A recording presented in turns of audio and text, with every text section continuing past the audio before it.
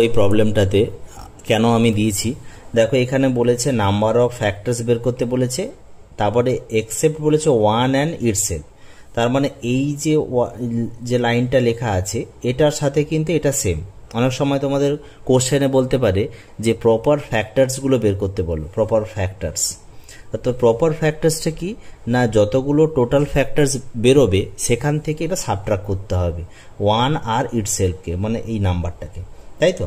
তার মানে এই অঙ্কটা সলভ করলে কি হবে দেখো, এটা আমরা করলে 8 ইন্টু 9 ইন্টু আর একটা জিরোর জন্য এটা পাবো 2 ইন্টু 5 করতে পারি, এটা 2 কিউব, এটা 3 স্কোয়ার, আর এটা হচ্ছে 1 আর এর পাওয়ার 1, তাহলে 2 পাওয়ার হলো 4, 3 স্কোয়ার এইটা। তাহলে এখানে দেখো টোটাল ফ্যাক্টরস কি হচ্ছে, এখানে টোটাল ফ্যাক্টরস কি হয়ে যাচ্ছে, এটা 1 বাড়বে তাহলে এটা 5 হয়ে যাবে, এটার 1 বেড়ে যাবে তাহলে এটাতে 3, আর এটা 1 বলে 2, তার মানে 30 হচ্ছে। 30 দেখবো অপশানে পেয়ে যাবে, কিন্তু এটা অপশান নয়, যেহেতু এটা বলেছে প্রপার ফ্যাক্টরস বা এটা, তার এখান থেকে -2 শুধু করে দেবে, অ্যান্সার হয়ে যাবে যেটা, ওটাই হবে ফাইনাল অ্যান্সার। তাহলে 28 কোথায় আছে দেখো, অপশান ডি। Thank you.